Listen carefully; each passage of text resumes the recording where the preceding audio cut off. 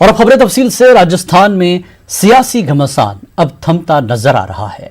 वज़ीर-ए-आला अशोक गहलोत की रिहाइशगाह पर मुनक़दा Congress legislature party की मीटिंग में गहलोत को 109 अरकान की हिमायत की बात कही जा रही है।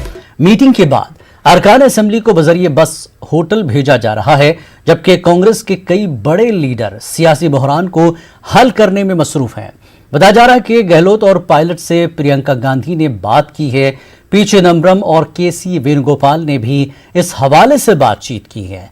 इस मामले को हल करने के लिए जयपुर पहुंचे रणदीप सुरजेवाला और वेणुगोपाल का बहरान टालने की सिमत अहम रोल समझा जा रहा है।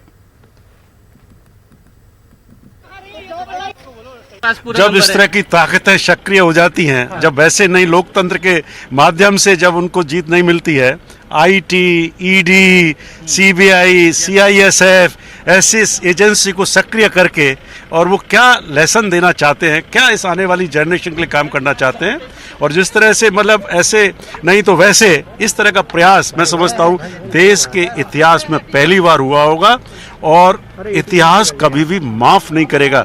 यहाँ की जनता जवाब है। बाड़ेबंदी करने की जरूरत क्यों पड़ रही है? नहीं, कोई बाड़ेबंदी नहीं है।